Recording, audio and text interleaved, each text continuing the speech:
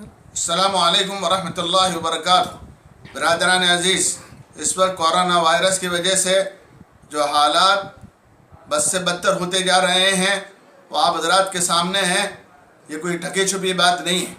اس وجہ سے آپ حضرات سے پھر سے میری یہ گزارش ہے کہ احتیاط، ہر طریقے سے احتیاط کریں۔ بے احتیاطی سے اپنے آپ کو بھی بچائیں اور اپنے ساتھیوں کو بھی تلقین کریں، اپنے ساتھیوں کو بھی کہیں۔ دوسری بات یہ ہے کہ مسجد کے ذمہ دار حضرات اور مسجد کے نمازیوں سے بھی میری پھر سے یہ گزارش ہے کہ مساجد کو بند کر دیا جائے، مساجد کو بند کر دیا جائے اور نمازیں جو ہیں اپنے اپنے گھروں میں پڑھنے کا اہتمام کیا جائے۔ مسجد کے حق کے لیے چند نمازی مل کر جو ہے نماز ادا کر لیں۔ باقی تمام نمازیوں سے میری گزارش ہے کہ وہ اپنے گھروں میں نماز پڑھیں۔ یہ حالات کا بھی تقاضا ہے، شریعت کا بھی تقاضا ہے اور دین کا بھی تقاضا ہے۔ اس وجہ سے میری آپ سے گزارش ہے کہ آپ جو ہیں بے احتیاطی بالکل نہ کریں۔